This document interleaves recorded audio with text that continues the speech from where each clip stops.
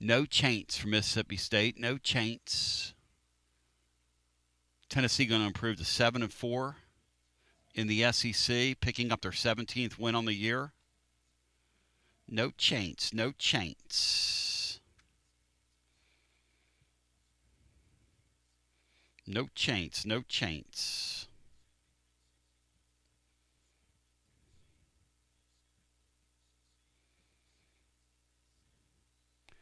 All right, ladies and gentlemen, boys and girls, children of all ages, your Tennessee Volunteers get the victory tonight. 73-64. Should have been a blowout. Absolutely just a Twilight Zone basketball game played in a buzzball-like arena where you have to generate your own energy. And the Vols at times looked flat-out dominant, and at times they looked, well, kind of asleep, which is sort of what you get from this team. A sleepy affair, some midnight madness here. Could have been some midnight sadness because at one point, Mississippi State, and I'm making notes of this during the run, the Vols had a 23-point lead that got cut to 7 with 5:30 left in the game. A 16-0 run from Mississippi State. Unbelievable. Like a meltdown almost. It was unbelievable. Matt, I was thinking about Bino Jeff Henderson because any road win is a good road win. We don't give any road wins back. As Matt Dixon's in the house on Garza Law, Tennessee Basketball Overtime, as is Brian Hartman, and we're presented by Marcos Garza and your Garza Law firm online at garzalaw.com. Simply the best. They are live. They are local. They are one of us. They will treat you like family. If you want to get online, 865-200-5402. Again, 865-200-5402 as we celebrate tonight's game and marvel at this team's ability. Matt, was that a strange basketball game or what that we just watched? Penny, for your thoughts. It's kind of what this team is. They kind of go in and out. Yep. And then your two stars kind of go on their own personal little runs at times to give you some cushion. And, you're playing a team that has one guy who can score, and he was really good tonight. Yep.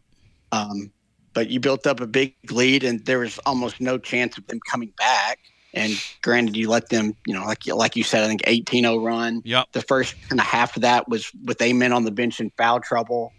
But then once they cut it to 5, you gave it to Amen, and he got a couple of tough and one buckets to give you that cushion again, and then you just kind of closed it out. But, it should have been a bigger margin of victory. But like you said, you'll take the win over a team that, gave up 30 points to Hubbard, who was really good. The first couple of threes he hit were like NBA ones and very contested. And he just knocked them down, and that really kind of got him going. But, Jacoby Gillespie there to start the second half, playing him kind of off the ball a little bit. I think he scored Tennessee's first 7 points of that half to kind of build that bigger lead that you just never really gave up. So, it's a win's a win. No doubt about it. Hubbard had a 21-piece in the first half. Finishes the night with 31. And let me tell you something about Hubbard. I want to come back in my next life as him because that looks like a whole lot of fun, Brian Hartman. Play on a losing basketball team that's not real serious and get to have yourself some fun, man. You get to have some fun. You get to do what it is you do and go score some points and don't have to worry about playing defense. And that looks like a lot of fun that Hubbard kid's having. How bad would they be without him? Oh, my gosh. And we're like I think he had 13 of their 25 made field goals. The rest of his teammates, I think there were 8 guys that played other than him, combined for 12. Watching Missouri and A&M here, Missouri just converted a weak side dunk to go up one with 11 seconds left. And Bucky Ball with a 3-ball, no good. The ball ping-pongs around, saved in by A&M, 3.9 seconds and a timeout on the floor. So Missouri with a 1-point lead on the road at A&M. Hell of a basketball game there.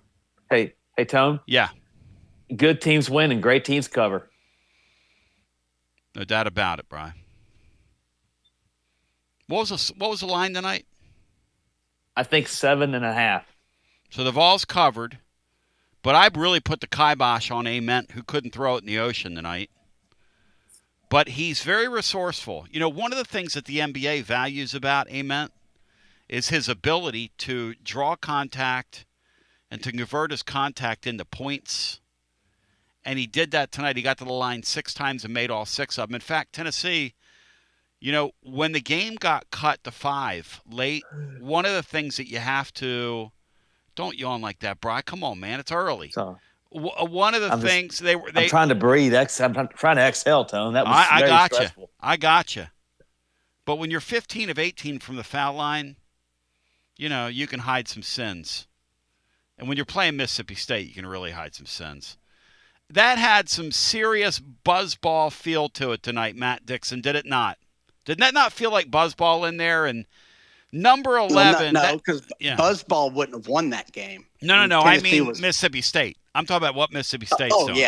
Yeah. Like I know Chris Jans is really well regarded. Yeah.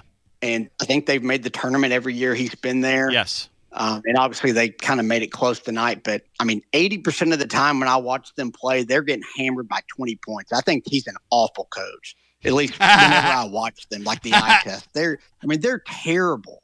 That Makura guy tonight, number 11, I want to shout him out because I want to love on him a little bit. In that first half, they stole some time on the bench for Hubbard. Okay? And they pull him out of the game. This cat shoots a one-hand running set shot that about killed somebody over in the second row. I mean, we just go, Matt, like a lot of college basketball, because the sport's like that this year, but we go in and out, in and out. And this point guard we have, mentally, he goes in and out. In and out. And, you know, Bino has a good point about our basketball team. They're like watching a baseball team with a bad bullpen. Because tonight's game was about 12-3 at one point. And then it ended up 12-8 after we made a couple of errors, which is what happened.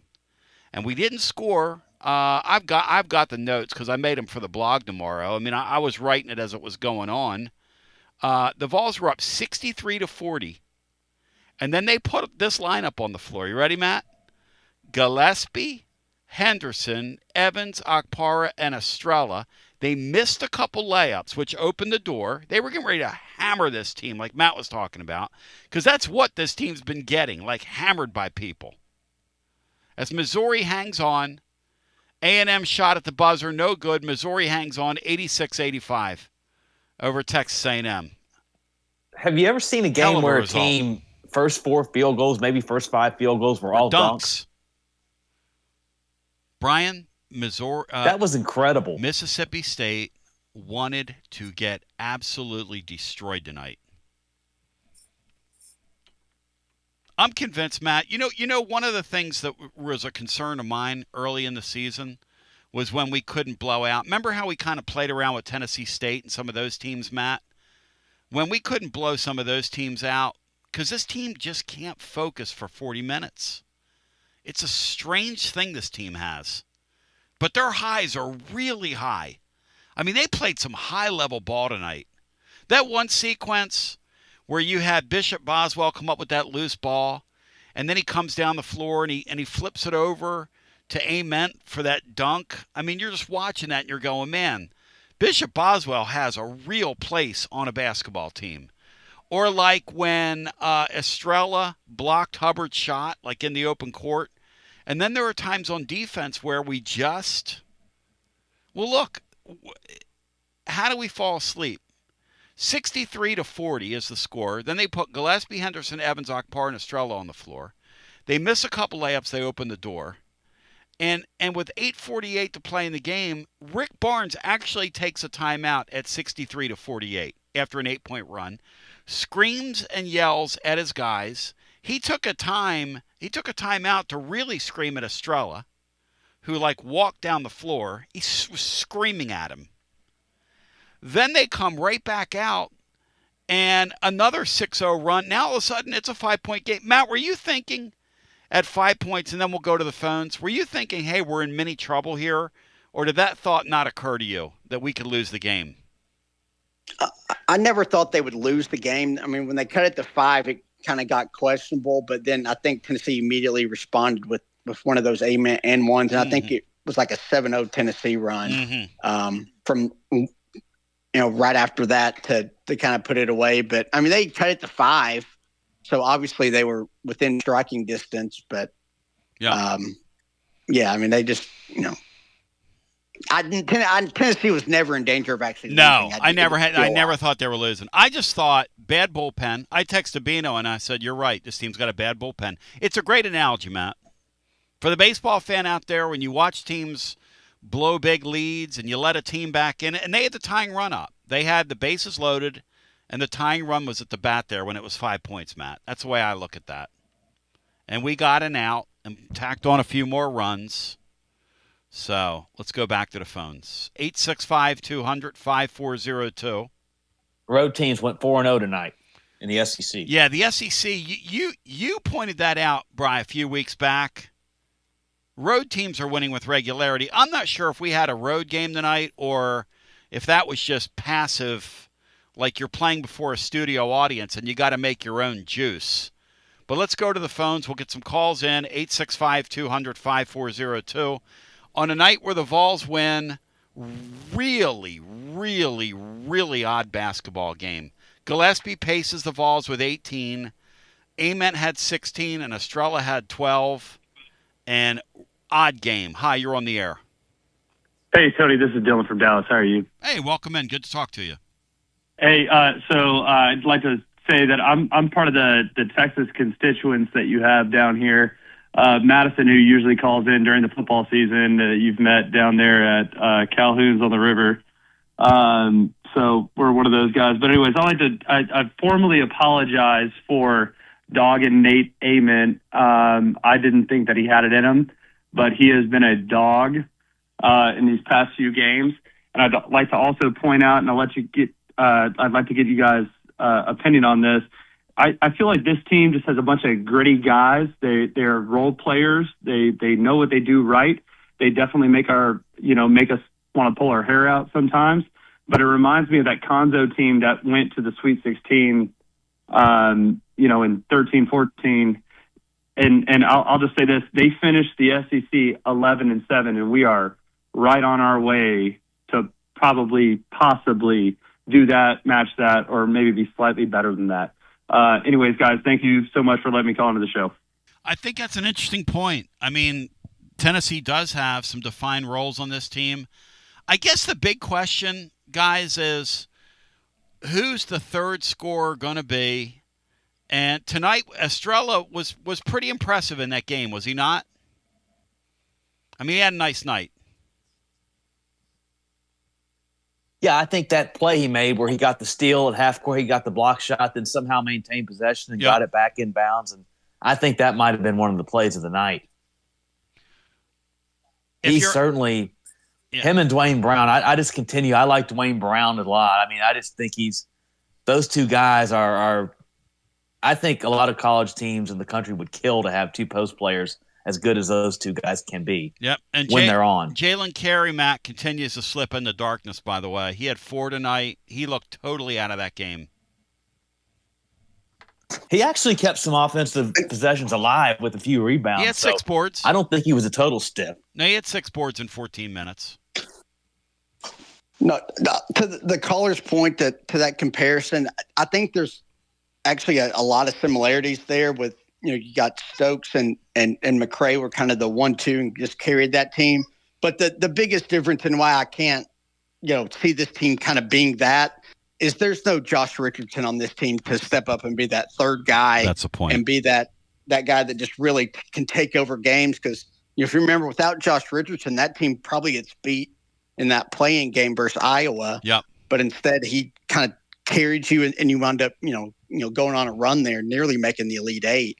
Richardson So was I just don't think there's a madman. Josh Richardson upside guy like that on this team. I mean, maybe I'm wrong. Maybe Evans or even Boswell could maybe be that in a one-game scenario where they just, be that guy. But the likelihood of that keeps me from making that comparison, although there's a lot of similarities. Let's get our next call in at 865-200-5402. And that Mississippi State team tonight felt like some serious buzzball. Make no mistake about it.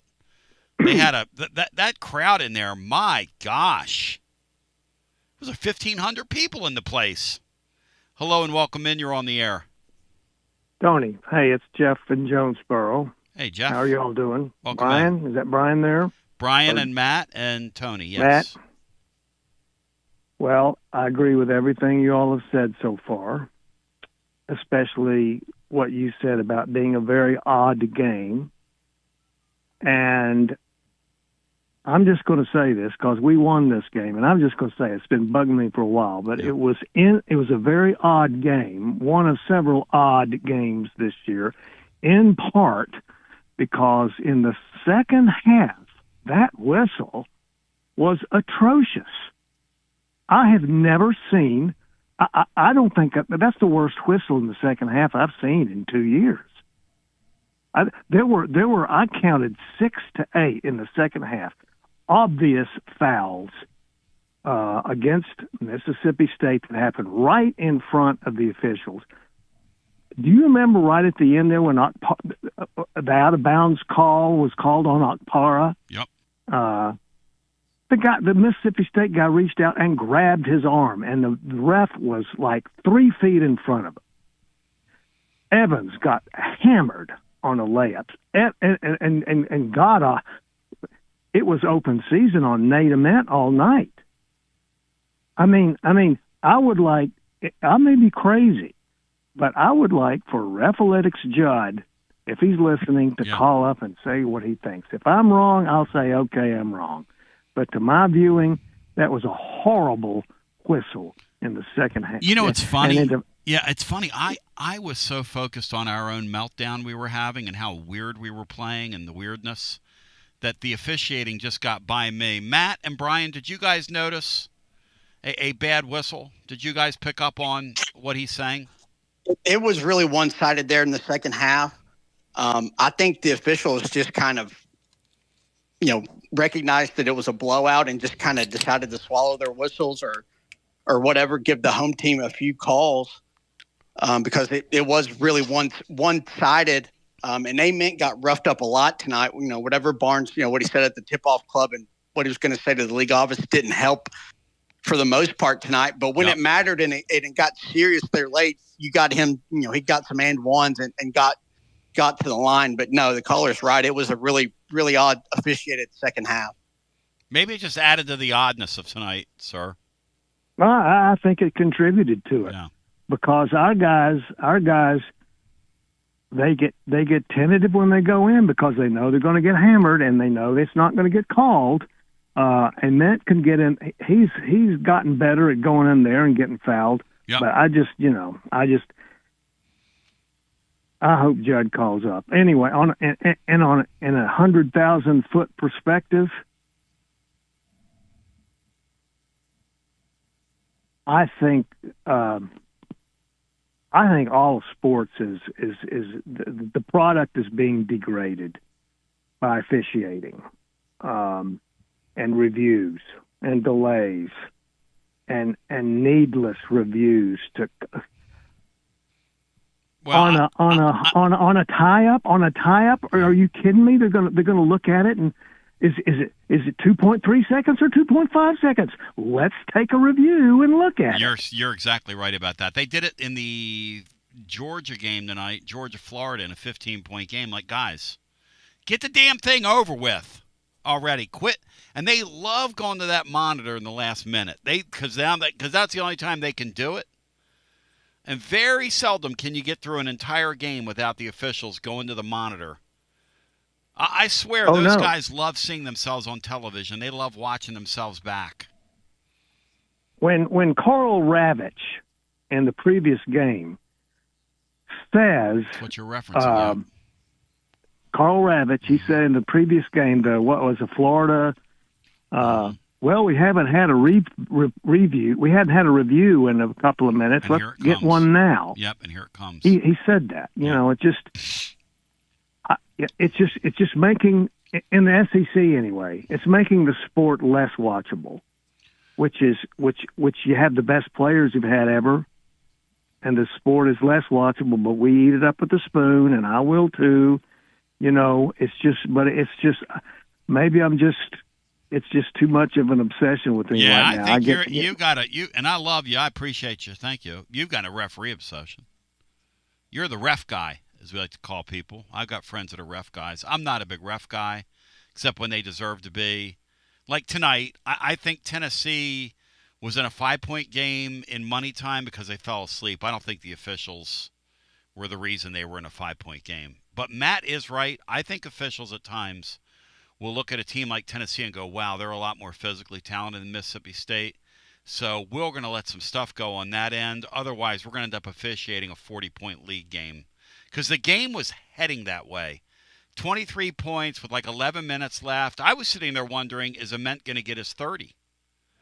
That's what I was wondering. He ended up finishing with 16, but I was thinking, you know, with a quick 10-point burst here, he could get in the middle of that, and maybe we could see, as his streak of 20-point games comes to an end with only 16 tonight. If you want to get in, 865-200-5402. It's Garza Law, Tennessee Basketball Overtime. We'll come back, get some more phone calls in as we continue right after this. We'll get you back. Whoa. All Overtime, presented by Marcos Garza and your Garza Law firm. Online at garzalaw.com. Don't you dare trust one of these carpetbagger, fly-by-night attorney groups that's come in here from Florida, Alabama, etc. You're going to trust the Garza Law firm. Folks that live, work, worship, grocery shop with you, are a part of your community, are a part of us, are of the earth. Trustworthy, honest legal representation, treating clients like family. Available 24/7 at garzalaw.com. Don't you dare trust one of those carpetbaggers. Shout out to our friends at T3 Vodka. Score you a T3-3 every time with Tennessee's premium vodka. Make it a 2026 resolution, handcrafted with passion, precision, and a whole lot of pride. T3 Vodka, taking the volunteer state by storm. T3 Vodka, handcrafted in the majesty of the foothills of the Great Smoky Mountains. 5-time gold medal winning vodka, 2025 SIPS Consumer Choice Award medal winner, and no doubt in the running in 2026 once again. Score a T3-3 and ask for T3 by name at your restaurants, your wine and liquor stores. Drink it neat, drink it right. T3 Vodka, hit a T3-3 every single time. Distributed by Athens responsibly. Shout out to Waterside Contracting. Got a dream about building? Waterside Contracting's been making dreams come true for over a quarter century and counting. Hundreds in our area. Custom homes or remodels, Waterside Contracting. If you want to build on your lot, they'll do incredible work for you. Structural integrity, quality without compromise. It's a way of life with Waterside Contracting. Check out the website, watersidecontractingllc.com, or see the link over at tclub.team. Quality without compromise, Waterside Contracting. When it's time for a fresh coat, you're going to run. Don't walk to Walker's Painting. You going to run. But you're not going to hide, because they've been making it beautiful since 1999. That's going on 27 years of serving the living volunteers. Free estimates available. Mention you heard about it here on Garza Law, Tennessee Basketball Overtime, and it's 10% off your first job. So let's go. Run, don't walk to Walker's Painting. 865-688-1410.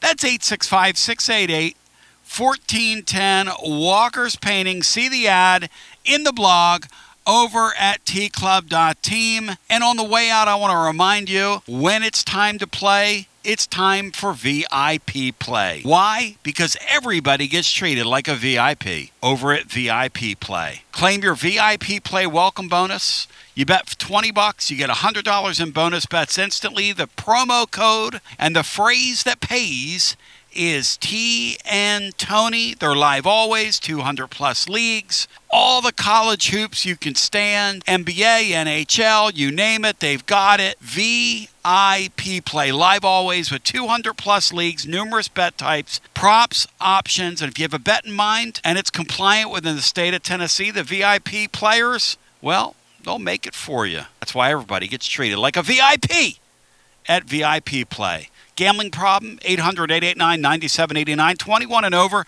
located in the state of Tennessee to place a bet, VIP Play. Speaking of VIPs, we got some folks that want to talk. We'll get back to them. It is your Garza Law Tennessee Basketball Overtime as we come back, and we, ladies and gentlemen, bring it back, and let's hear what's on the phone lines. Take it away here at Garza Law Tennessee Basketball Overtime. So we've got a folk that wants to talk. We got one call on hold. If you want to get in, 865-200-5402. And I always say my rule is we will do the show till we're out of phone calls, and if we're out of phone calls, that's the end of the show. So let's get our next call in. This might be the shortest edition ever, and I can get to sleep nice and early. Yes, let's go! As we get our next call in. Hi, welcome in. You're on the air. Hey, guys, Dave. He will not be denied. That was the longest run Mississippi State has had in 17 years. Well, 18-0 run. Hey, good on Rick Barnes to call timeout, right? Yeah. Here's the thing about, guys, this team is going to lose in the first round. No, and Dave, they're not. Dave. I just don't think y'all really understand how bad that product was during that about 8-minute stretch. That was some of the worst basketball I've ever seen in my life. Oh no, I know how bad that was. And if anybody, and I'm telling you right now, I know Gillespie scored point, but some of the shots he took and a couple passes he made, there at half court, he made that turnover. Yes. I'm telling you right now, that boy's shaving points. Oh, I stop watched him it. many times. I'm serious, Tony. No, he's not shaving points. I watched him. Well, that or he just sucks. Well, he's not a very heady point guard, Dave. I watched him many times last year. He never looked this bad. Dave, well, he's in a new system with different players around him. He doesn't have Rodney Rice next to him. I mean, come on. He doesn't have a Queen guy down low, or McQueen. He doesn't. Come on. He's not shaving points. He just doesn't. He doesn't feel the game the way you would think a player of his ability and magnitude would feel the game. Matt, that's a fair statement about this guy, right? We've watched him long enough to say that. He just doesn't have a feel for it, Matt, that most very good point guards do. Yeah, and he truly just isn't a true point guard. He's more of that wing off guard. Yeah, and that's the issue. And he has to do way too much than what he really should have to do on this team. He's probably trying to do a little too. Yeah, I mean, Dave, you can't come on here and say a guy's shaving points. That's the dumbest. Tony, you remember some of those passes in the second half? Dave, the Vols versus Kentucky. The Vols covered the spread, buddy. Dave, he's just prone. He's just prone.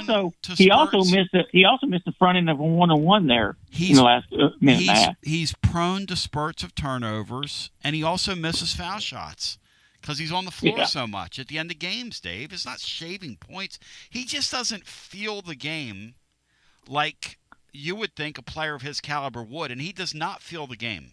I agree with that.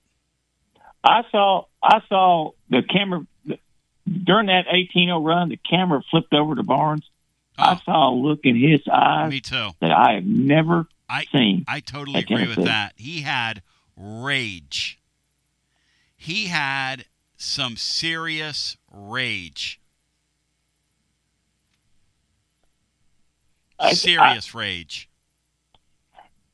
I mean, I just that 18-0 run. I was dumbfounded. I couldn't believe how bad they were. The shots around the rim. Yeah. The silly turnovers. Yep.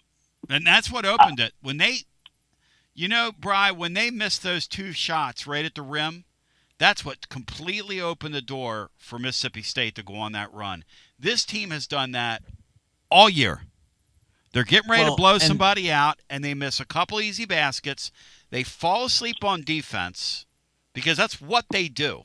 They allowed that team to have an 18-0 run in 4 minutes. They gave up those points, y'all.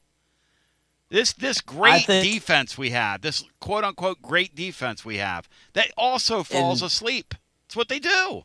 And they have bad turnovers, too. I think Apara had one that led to a fast break layup or a dunk or something in that stretch. And they just compound it. They compound everything that goes wrong.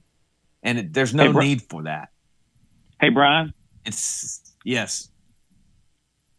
Did you see those 3 long 2-point shots that Gillespie took there towards the end of the game? What is your fixation on this Gillespie guy, Dave? Come on, man.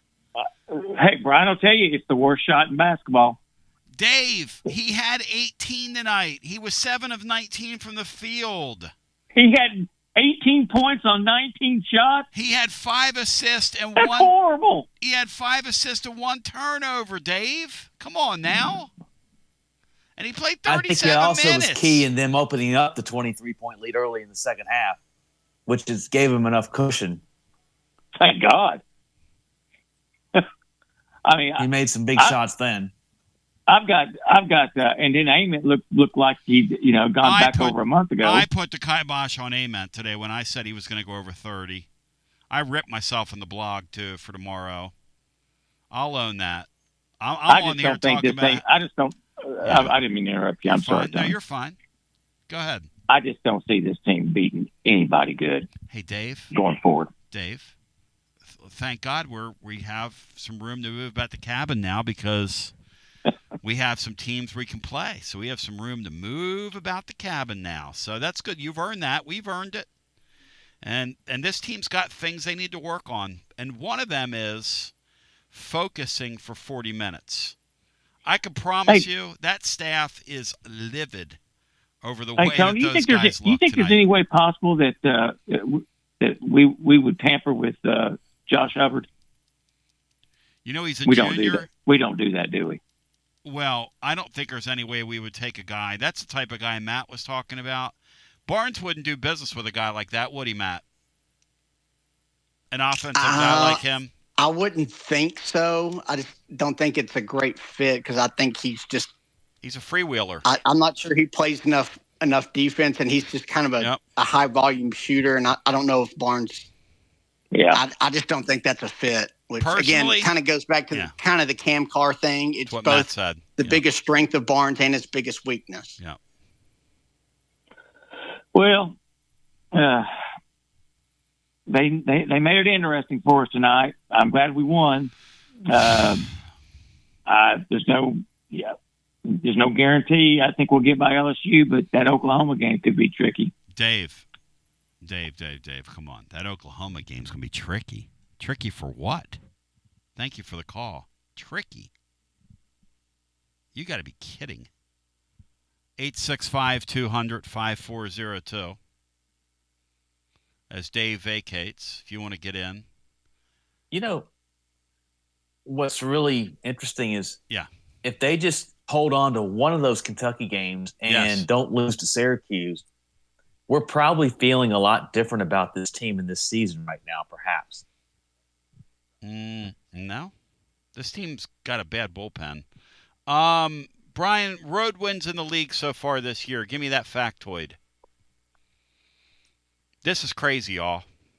Yeah. Road teams are 42 and 46. Florida has 5 road wins. Arkansas and Bama have 4 apiece. A&M, Kentucky, Tennessee, Vandy, Georgia, Missouri have 3 apiece. So 9 of the 16 road teams have at least 9 of the 16 programs have 3 wins. Texas, Auburn have 2. Mississippi State both have 2. And South Carolina, LSU, and Oklahoma all have 1. Matt, that's a crazy train stat, isn't it? Yeah, there's a lot of road success in the league this year, a lot more than usual. Wonder what that's Again, about. I think it goes to there's not having that dominant team. There's so much parity, and it's just a matchup based thing, and teams are going in and out just constantly. You see really weird results, a lot of blowouts. It's just kind of an odd year overall for the league, and Tennessee's just kind of one of those teams. Yep. They have flaws. Yep. They have some strengths, and over a 40-minute game, you're likely going to see all of it.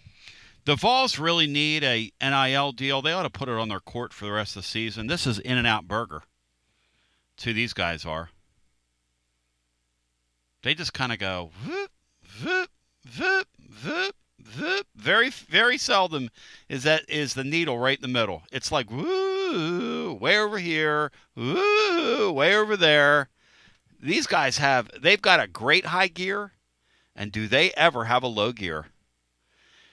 Unlike past Barnes teams who have had trouble scoring, Matt, but they defend, this team has this thing they do this year, Matt, where they don't score and then they don't defend. Not a good combination, Matt. Not a good combination. No, but during that stretch, you gave up a lot of points off turnovers and fast breaks. They had a couple of transition threes on you. Yes. And a couple of steals and layups. So, they didn't get you in the half court, but again, you can't be so ineffective offensively with those live ball turnovers or just give up fast break points like they did. So yeah, you can't go in and out. When you're that bad offensively over that many possessions, you've got to clamp down defensively, and they obviously didn't do it there during that stretch. Back to the phones we go. Hello and welcome into our next call. You're on Garza Law, Tennessee Basketball Overtime. Hi. Tony B, how's it going? Hey, good to talk to you. Hey, this is Jay Tucker 0870 on the internet chat normally. Good to talk to you, my friend.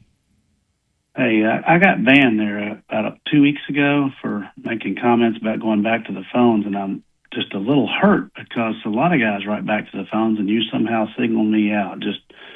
I don't control that. I don't control that. Well, you actually called me out on the show, bro. You said, Jay Tucker, 8070, you're out, brother. Oh, I did control that. Yeah, you're right. Yeah, I just trying. I went back and looked at the chat and thought like 6 people had said something. I was just trying to figure out what's happened there, brother. Well, I guess I didn't like you that night. Yeah. Well, anyway, I'm a true ball fan. I've called you several times during football season. I normally call during basketball season, but decided to call tonight. One thing, because you said you might get off the air early, and one thing I had a tip for you. I know you don't probably appreciate that, thinking I'm not trying to talk down to you at all, but I do a lot of Teams meetings with people through my work, and I really feel like a lot of your people watching this thing on YouTube don't understand how to hit a like button, because we got like 220 people watching, 71 likes. I don't know if there's a way if you turn the camera around and just show them. A lot of people hit the hearts like crazy when we mention that. I don't think they understand what the like button is, so I thought I'd mention that. And the only other reason I called was to see if Dave wants to hit me up on email. I sent it to him. I'm ready to make a little money off Dave, since Dave thinks we stink so bad. Wow, we're going to take Dave's money, huh? Well, Dave's saying Vandy, he'll take Vandy or Tennessee +7 when Vandy plays here. I'm all over that. Tell him $100, $200, whatever he wants. I'm all over it. Thank you, my friend. Good talking to you. And I didn't mean to snap on you a couple weeks ago. Love you, bro. Thanks. Thanks, Tony. All right, man. Road favorites, by the way. How about this for a crazy stat, Bry? C will see your stat and raise you. Road favorites, Bry, are 13-0 in the SEC over the last 3 weeks. 13-0. Straight up, road teams are 12-2 since Saturday. 6-0 this week. They've covered 4-0 tonight. 12 of the last 13 games. Matt, average margin of victory in those games for road favorites is 19 points per game. There are teams getting whacked in their building right now in this league. Like whacked. And it used to be you could get the crowd up, conjure up the emotion, the old college try, we're going to make a stand or take a stand tonight or whatever that term is, And road teams are getting blasted. And Mississippi State tonight, if we could focus, which apparently we can't, but Mississippi State tonight was right there for the taking. Past Barnes teams, Matt would have beaten that team. What would that margin have been at the end of the game? Past teams we've seen here, when you got somebody on the hold like that, been about 75 to like 55. Yeah, easy. They'd have won by 20. Easy 20-point win. I mean, if Ament doesn't get that third foul and get taken out at about the 10-minute mark, it probably ends up win by at least 15 plus. But yeah. I mean, you let it get way, way too close. Chuck Dodson's got maybe a lot of fan bases, like our Ole Miss guy said the other day, that coming off the football season, that their fan base, their team, they just know their team's not very good, and they just kind of mentally checked out. So you just don't have a lot of hostile environment you're going into this year. I was thinking about the poor sap. I was feeling sorry for myself today on the air, which I will do. I'm whiny. But the poor sap that is doing Penn State, Garza Law, Nittany Lion basketball overtime, Bri. How about that poor sap tonight? They tipped off at 10:30 Eastern time, Bri, and they just went to the half. Is that Miller? You don't think that fella, Ken Miller, is going to be up late tonight? He is going to be up late tonight, man. We'll go back to our phones. We'll get some more calls in. Freddie DeLeon. Packed and jacked. Freddie DeLeon, Inc. after this. We'll get you back on this episode of Garza Law, Tennessee Basketball Overtime momentarily. Shout out to our friends at Garza Law. They're online at garzalaw.com. They are attorneys that care. Let us help. And they are live. They are local. They live among us. Don't you dare trust one of these out-of-towners, these carpetbaggers, these people that have bombed the area on our local airwaves. Garza Law, online at garzalaw.com. Whether it's DUI defense, criminal defense, personal injury, Social Security disability, or other aspects of the law, Garza Law has got you covered. They are a fabric and a fabric in this community. What is a fabric? I don't know. But I'll tell you one thing. My friends at Calhoun's are a part of the fabric of this community as well. They've been sponsoring us for over a quarter century. They have been celebrating at the Copper Cellar family of restaurants 50 years of serving the living volunteers. That's right, 50 years. Ladies and gentlemen, shout out to Calhoun's. The taste of Tennessee. Before or after the basketball game for the Vols and the Lady Vols. Also, remember, great party platters when you're hosting. And remember, they also do takeout as well. They are the taste of Tennessee. You will taste the freshness. Calhoun's, the taste of Tennessee. My friends at Connexion present Knoxville's Drive of the Game here on Garza Law, Tennessee Basketball Overtime. The My 20 Drive of the Game. The transportation platform revolutionizing the trucking industry nationwide, right here out of beautiful Knoxville, downtown Knoxville. You take control of your fleet in 2026. You improve your safety scores. You make drivers happy. You maximize your profitability. You make it a winning year in 2026 with KONEXIAL. That's KONEXIAL.com. Put a /Tony on there. We get credit for it. Drive life with Connexion and go Vols go. And you talk about live and local. Josh Collins is a pillar in our local community. What a beautiful guy he is. Look, you can get insurance anywhere, but will you get the Collins insurance difference? Our entire studio in the Raymere studio is insured by Josh Collins and the Collins Insurance Agency. We count on him. We trust him. We've had a few lightning strikes here. They've always been quick to pay. You never know what's going to happen. You and I both know that. See the difference. Experience the difference. collinsinsuranceTN.com. Also, want to shout out my friends at Alumni Hall. Ladies and germs, basketball season. The Vols and Lady Vols, they've got you covered. Also, when you're getting excited about Tennessee and the upcoming baseball season, they've got you covered. Doesn't matter the sport, doesn't matter the season, whatever the reason. Alumni Hall, the ultimate volunteer shopping experience. 3 locations in Knoxville. Also Bristol, Johnson City, Murfreesboro, and anytime around this great world of ours at alumnihall.com. Alumni Hall. Now let's get back to the action on Garza Law, Tennessee Basketball Overtime. Fired up, focused, and prepared. Muletown said, what about that great play by Bishop Boswell tonight? Yeah, that was exemplary is what that was. That was some high-level, world-class athletic stuff. For him to run that ball down in the corner and have the speed to do that and have the body control then to look for the trailer and flip just a perfect pass to Nate Ament. That was beautiful stuff, man. 8 assists to 1 turnover, 7 rebounds. Yeah, played well. Played well. Yeah, he was really good tonight. You're playing a team that doesn't force any turnovers, so you could get away with letting him kind of run point there for a good bit there to start the second half. No, that was a great play. Well deserved. Guys hustles all the time. I guess the only thing that would have been more fitting would have been if he had taken an elbow going in for that dunk. Oh, man. I mean, are you kidding? He did get popped in the chops once, Matt, and guess what? No call. Again, I'm not going to be the ref hater tonight because I don't think officiating had a lick to do with us doing what we do.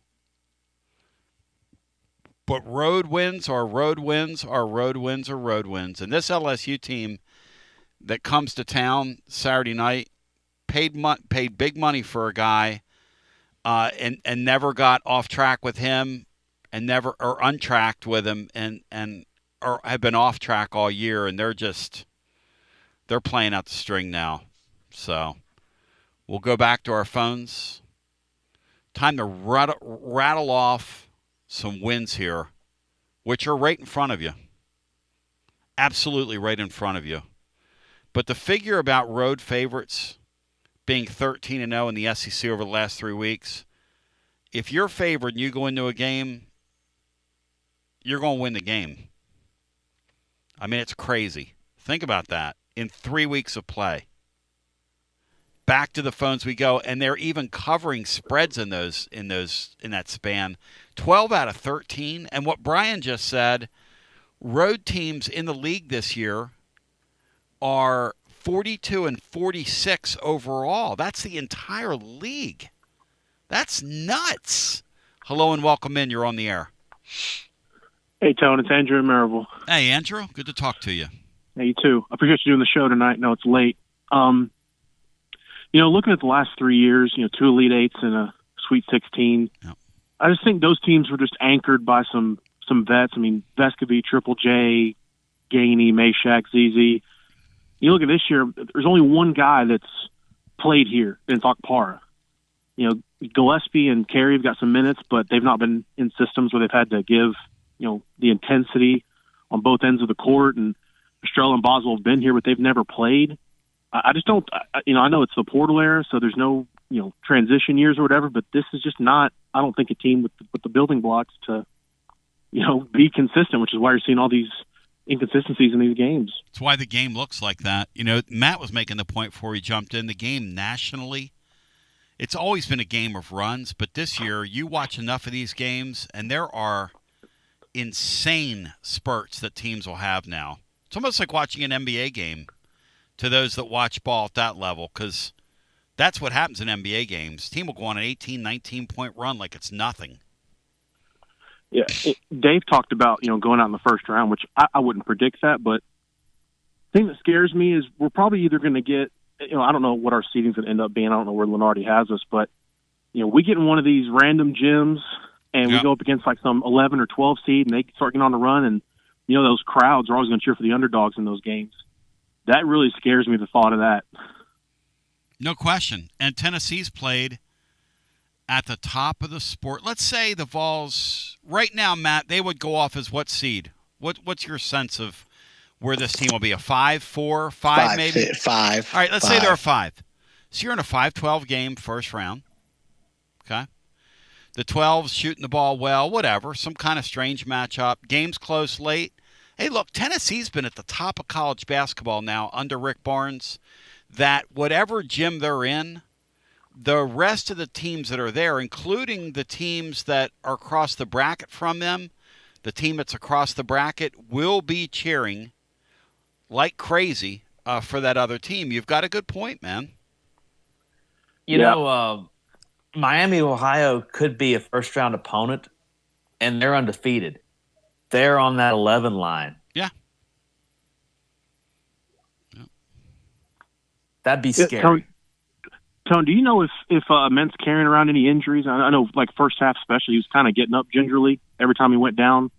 Is he carrying anything, or is that just kind of being as skinny as he is, and it's just kind of adding up on him? Not that I know of. I mean, everybody at this time of the year has a little bump or bruise, but nothing like out of the ordinary. Nothing out of the ordinary. So. All right. I appreciate you, Tony. Well, one last question, kind of off topic, if you don't mind. Do you know if Heflin's dropping the second weekend rotation? It's coming. Okay. It's coming tomorrow morning. It'll be out middle of the morning. All right, sounds good. Appreciate you, Tony. Thank Have a good you, night. brother. Yeah, Will Heflin's new podcast. Matt's going to be on it with him next week. But Matt, for the blog tomorrow, has written a really cool Tennessee baseball season primer over at tclub.team. That reminds me, I get the blog to Laura so she can edit this, because we are a family affair.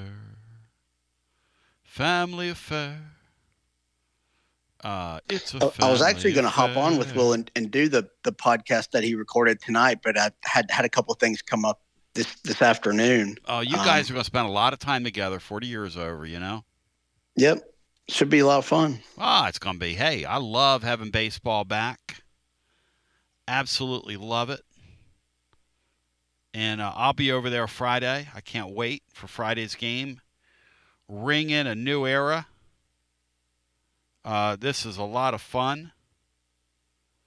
Hello and welcome into our next call. You're on the air. Hi. How are my French compatriots doing today? There he is. What's up, W. Lynn? Well, they just had Joe Lenardi on SEC Network. He's got us a 6 seed, and some reason he's got Alabama 4. Can you figure that out? No, but I'm going to look at Bart Torvik, who's more computer-based. Right now has the Vols getting a 51% chance of getting a 4 seed. And right now he's got him a 33% chance of getting a 5 seed. So they're toggling between that 4 and 5 line right now, according to the computers. The 6 seed is 7% chance, 5 seed a 9% chance, 3 seed 7% chance, as is a 6 seed. And he's got Missouri, the 11th SEC team, as the last team in the entire tournament. There you go. Huge win tonight by them on the road. Huge win. Yeah. So, but I'll tell you what, guys, that Mother Hubbard that was going off on us, I'd run a box and 1 a la Ray Mears, but I know Barnes would never do that, and just say, whoever's get on that guy and don't worry about anything else going on the court. Even in a man-to-man, you could have done that. Just stay on him. Don't forget what's going on behind you or beside you. Would y'all have done anything like that? Matt, was it time for a gimmick defense on Hubbard? At that point, you had the game well in hand. I mean, he was scoring points, but I don't know, W. Lynn. I mean, they're a one-man team and have been all year. You just don't see those sorts of things like anymore. When it was 25-25, and he had 20 of their 25 Well, points. that's true. That's true. You know, he did have that kind of start. You're right. And but yeah, I was like, man, just somebody stay on him. I don't care if somebody has an open shot at 5 foot, you know. But anyhow, we won 9 points. One of the greatest comments was one of the commentators said, Ament could maybe gain some weight if he has the right genetic makeup. Did y'all hear that? Wonderful. That's great. Whatever that means. Yeah. I thought, for Pete's sake, I don't think his genetic makeup's going to make any difference in 4 weeks. I mean, some of these guys, although I do think the Hendricks guy does do a pretty nice job calling games. I kind of enjoy him. I think he's pretty good. So, and you know, Estrella hit 2 free throws to put us up by 23, and they went on an 8-0 run, and then that's when Barnes called the timeout, and he took Estrella and Akpar and some others out, and he put in Ament, Brown, Carey, and Boswell, I believe. Mm-hmm. and I went and rewound it and looked at it. Mm-hmm. And then we gave up another 8. Oh, it was unbelievable. Then he put JP and Art Parr back in, and then that's when we took control there at the end. They were Chinese fire drilling there, if you can say that out loud. It looked like a line drill, a la some other coach, hockey drill. Oh, there we go. There we go. Whatever it takes, I guess, So funny. I'm just glad we got a win. I went and saw us play in that arena in '89, and every seat in it's a good seat. We were on the top row, and it was like being in the lower bowl of the Tommy Bowl a few rows down from the top. W. Lynn, I'll tell you this. Every seat in that thing felt like a good seat tonight. In fact, they all looked like seats in there. They were empty, weren't they? Oh, my God. The guy we had on the other day said 3,000 or 4,000. 3,000 or 4,000, my ass. 3,000 or 4,000. And I kept seeing all the UT fans scattered. What is it, Matt? What'd you say, Matt? Remember there was like the 4 guys in like banana suits the last time they went down there? Yeah. I don't even think those guys. No, those One dudes of them have got checked arrested. out. Oh, really? The banana guys got arrested? One of them did, yes. CW. But I wanted all of our Orange fans to kind of consolidate, get together. You can sit anywhere of course, they might have that lanyard law. I don't know about that. W. Lynn, you're the man. Thank you. Oh, can you imagine? Danny's guys would have been down there with tasers tonight, getting near that floor. Don't you dare. Favorite thing in that Thompson Bowling, people tell me, is when a dad and a kid will come over, and one of those Gestapo people, they'll kick them right out of the section. A buddy of mine said, hey, I got 2 seats and nobody's here. And the usher said, I don't care. They don't have a lanyard. Were you a kid once? Can you turn your head for final 8 minutes of a basketball game? Speaking of which, for kids everywhere, I think about these things. My Sixers tonight, Bri, got beat 47 points on their home floor. 47 points. Could you imagine the young kid out there, and there had to be one of them, that got tickets for a present over the holidays, Bri, and that was the game that their uncle or aunt gave them tickets to? And maybe that was their first ever basketball game. Let's go to the phones. Hi, welcome in. You're on the air. Tony, it's Wes from Gallatin. How you guys doing? Hey, great night in beautiful Gallatin. Welcome in. Well, actually, I'm traveling back up Highway 45. We were at the game tonight. Wow, that's dedication. Yeah, so I'm glad I'm following W. Lynn's call because I wanted to talk about the crowd. Yep. You're talking about a fan base that's checked out.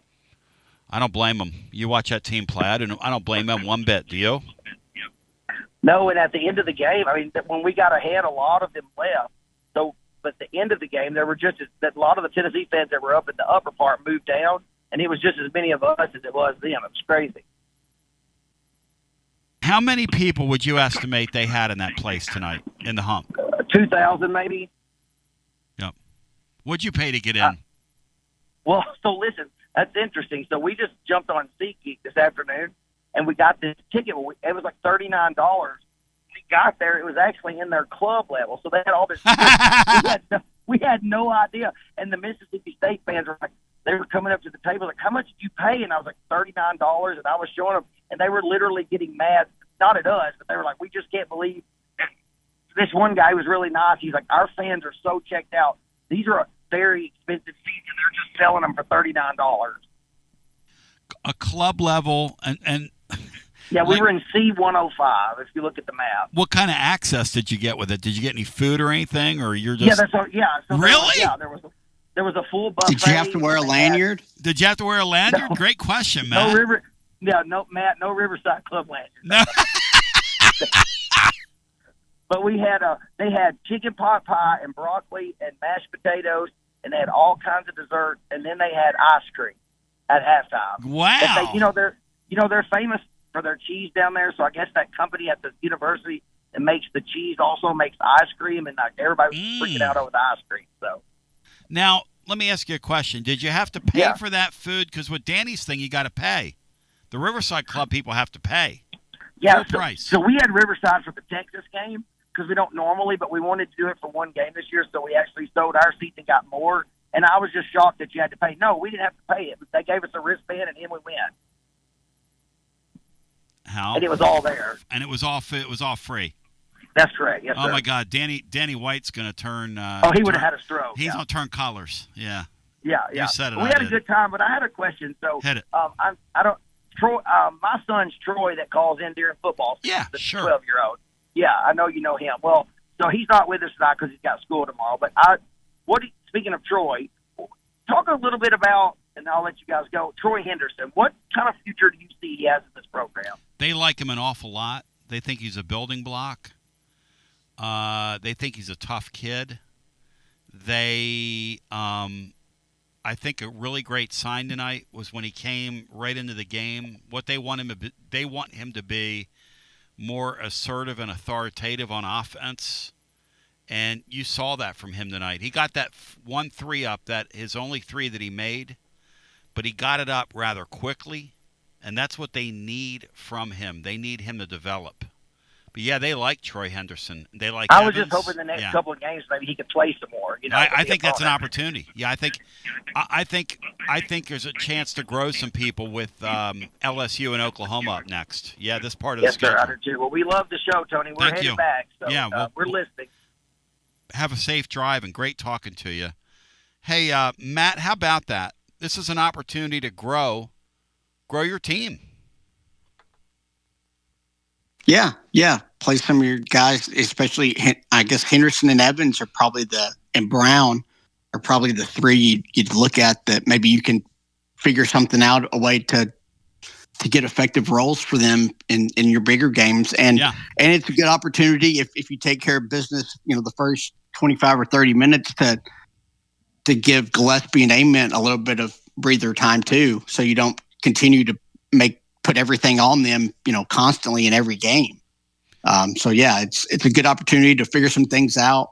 Maybe let Henderson run point for a couple of stretches in these games, and you got him in the first half tonight, both, and they're both pretty active. Yeah, Evans is pretty active and does a lot of things defensively, even if he gets out of position. But you can see the hustle in both of them. So yeah, they're really good building blocks. You just, when you have Boswell out there and those two, at some point you got to get points from those guys. Back to the phones we go. A bomb goes in for New Mexico. They lead Grand Canyon. I'm watching a pretty good ball game here in the Rainier studio, 67-64. I'll tell you what, there's some pretty good West Coast basketball. Hello and welcome in. You're on the air. That crowd at Grand Canyon is insane, man. Isn't that cool? What a great scene that is. Yeah, they love it there. First year in the Mountain West. They're doing pretty good there. Not too bad. But. Home of the Lopes, my brother. The freshman from New Mexico is going off, man. Yeah, it's a good game. Yep. Don't put Evans or Henderson in a point. Then Dave's going to call in and bitch about them, saying they're not a point guard either. How about Dave tonight with the take that we've got a point guard shaving points because he just doesn't have terrific instincts. That's okay. Barnes made that joke 3 games ago. Come up with something new, Dave. Did he really? Barnes said that? He said at some point he feels like his team's shaving point. He really did jokingly in a press conference. I love that, man. I love that. Right on. He's asking about the turnovers. Yeah, he was like kind of joking. He said, sometimes I wonder if they're betting on games. And I think he realized after he was kind of laughing about it. He's one of the few that could probably get away with actually saying that. I love it. He's an OG. Yeah. Yeah. I don't know. Yeah, one thing, Hubbard's incredible, man. There's a baller. Dude's freaking awesome, man. It's a lot easier to say. It's real easy to sit up here and say, yeah, just deny him the basketball. It's really just, I'm sure the coaches were over there like, yeah, guys, just wait till he gets the ball and then try to guard him. I'm sure we were probably trying to deny him. My thing is, I would love to have his existence because he plays on an awful team.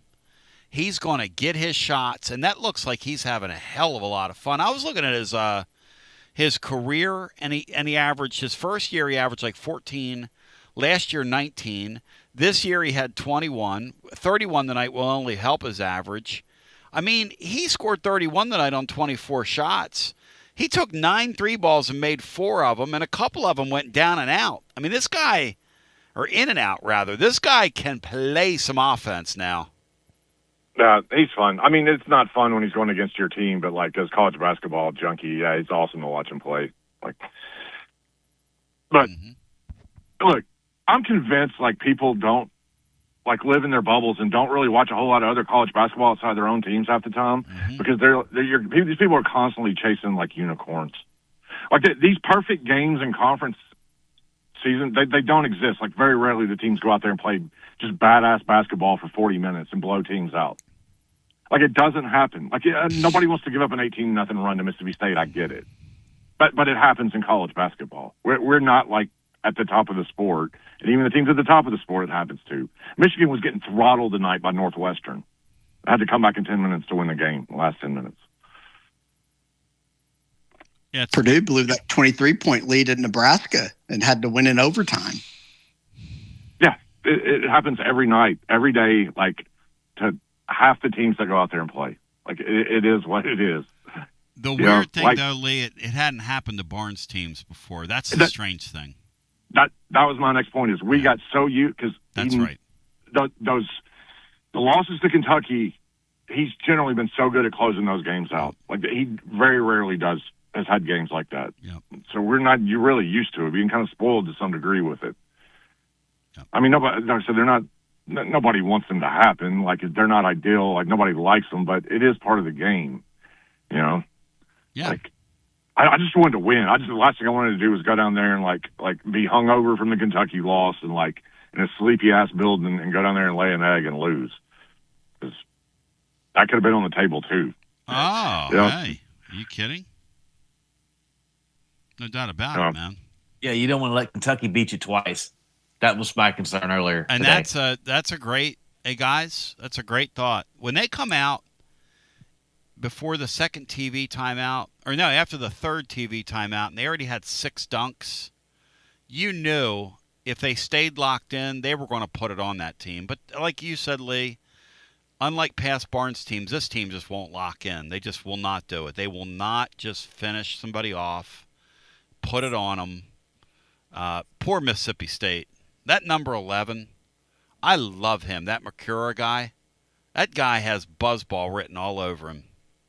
Mississippi State stayed in the game because they were making some incredible shots. It just wasn't sustainable early, and it wasn't. No, but we did. They were kind of flukish. We did our thing Lee talked about, though, where, we just kind of disappear for a few minutes.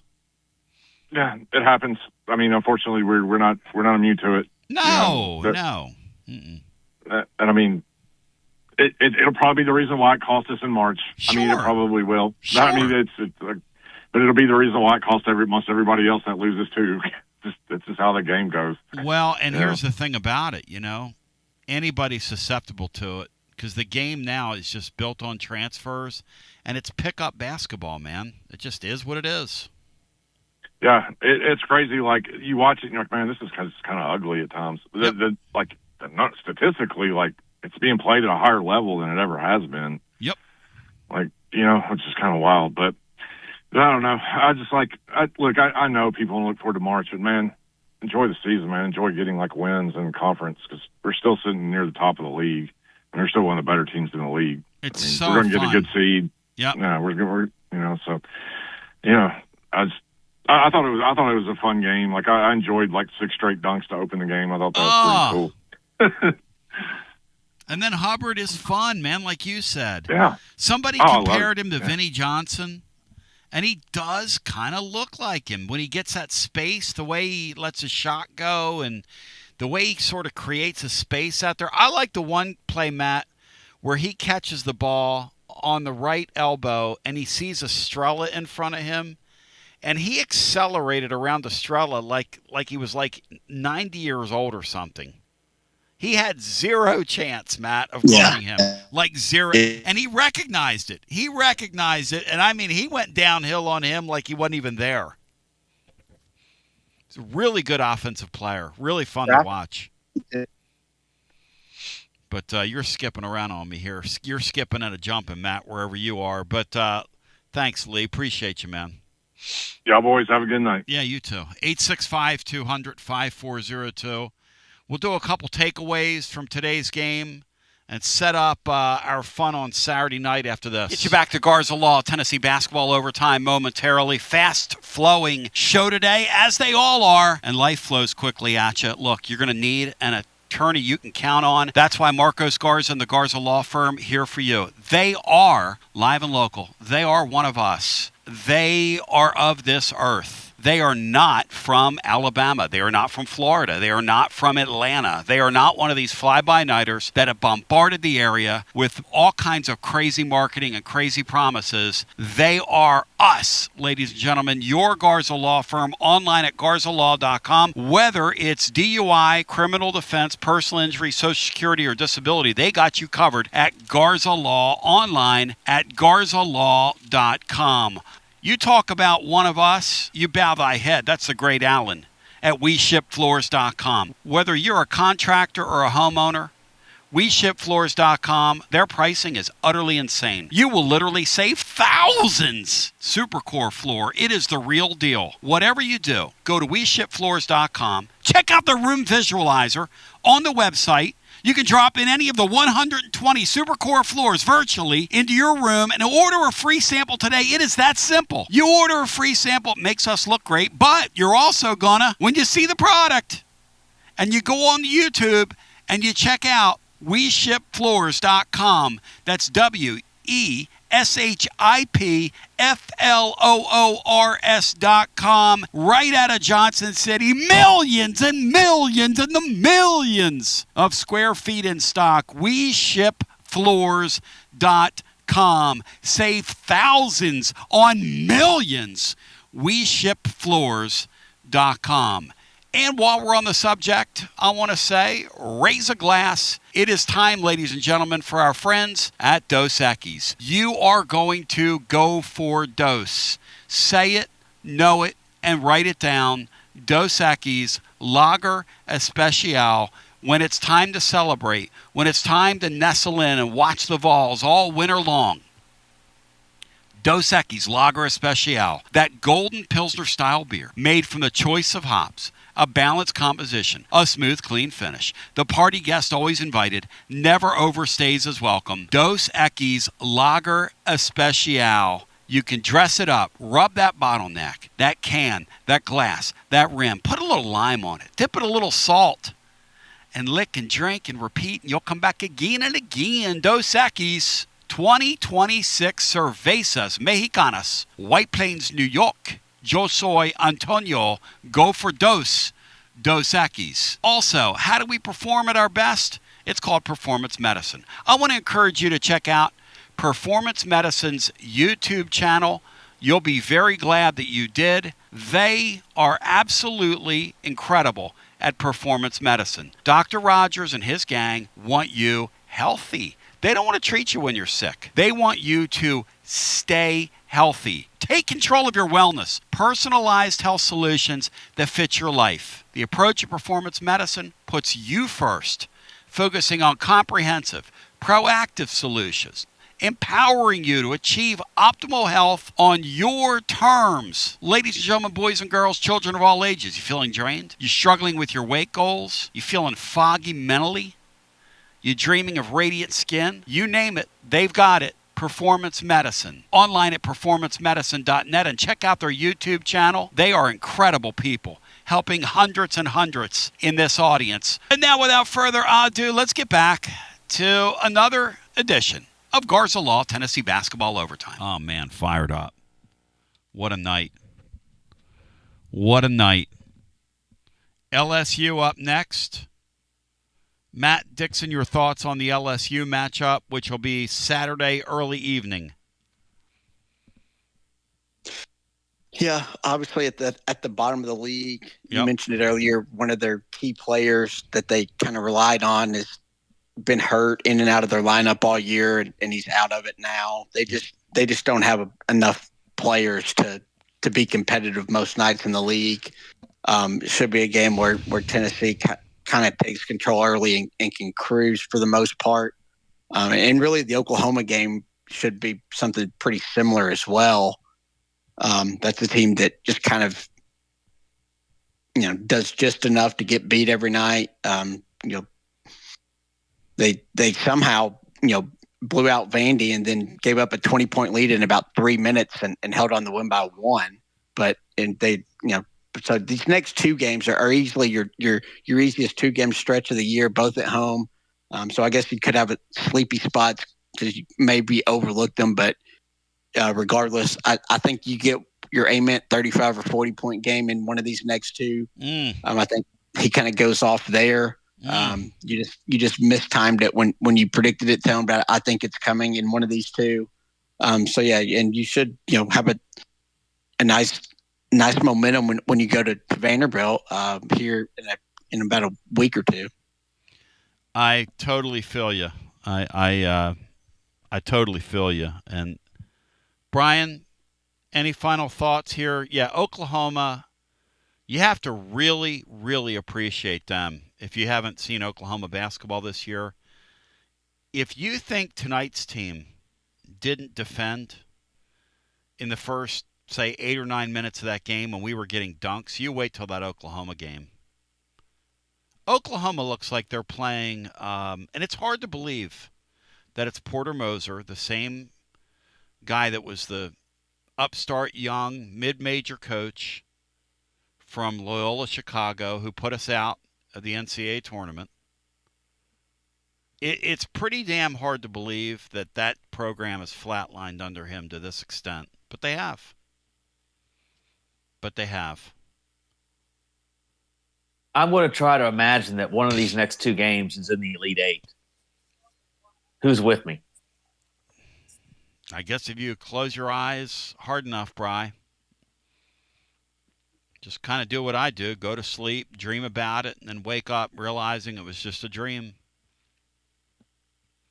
The Vols are a 12-point favorite according to Ken Palm, who's going to be very busy watching here at 2 a.m. The USA goes off in curling, Brian. I'm going to try and keep myself up for that, watch a little curling at 2 a.m. And then they're minus 13 with Oklahoma to give you just a sense of what we're in for the next couple of nights. Tomorrow at tclub.team, Matt's got a great preview of the basketball team. Also, Ron Higgins is going to join us tomorrow on our daily show. I want to talk with him about the stuff Lane Kiffin's gotten done. Some of the other fireworks around the LSU program.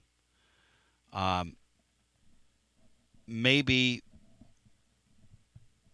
what kind of fight they'll put up Saturday night. It's always good to catch up with Ron. The inept job Greg Sankey's done, the inept run that he's on. But, hey, no matter when you're hearing this, how you're hearing this, know that I appreciate you hearing this. And I really do appreciate the work and the wonderful sponsors that we have here. But I appreciate the support from each and every one of you.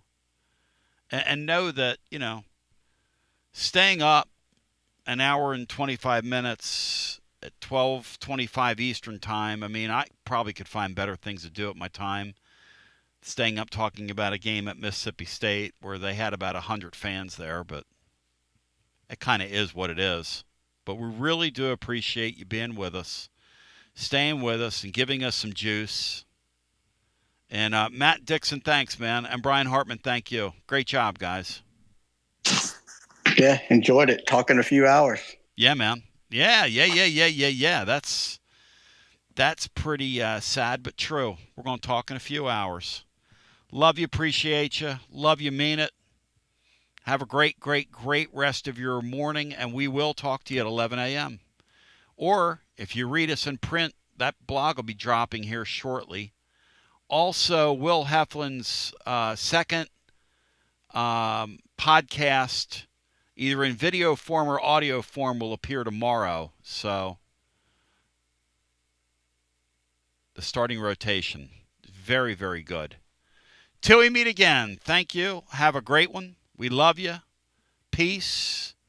And G to the B to the O. Great road win tonight. Appreciate you. Thanks. Have a great night. And a great rest of your day.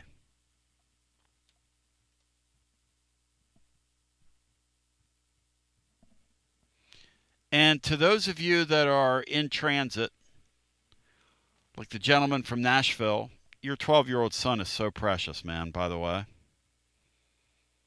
Really, really fires me up when I see folks passing on sport. It just does something to my heart. You know, I think about is when my dad took me to my first sporting event like that, and all day in school, I could not believe that I was going to get a chance to go experience what everybody else in my family. It's like a rite of passage almost. And that's the way it was handed down to us. It was just very sacred. And then I think about the kid tonight, you know, that, because this is how the NBA is, the kid that got tickets to the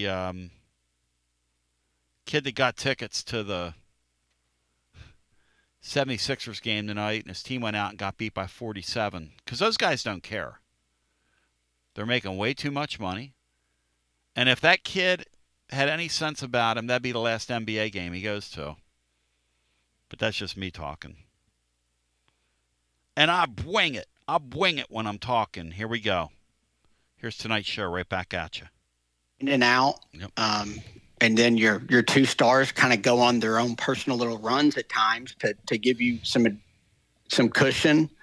And, you know, you're playing a team that has one guy who can score, and he was really good tonight. Yep. But you built up a big lead, and there was almost no chance of them coming back. And granted, you let them, you know, like you said, I think 18-0 run. Yep. The first kind of half of that was with 8 men on the bench in foul trouble.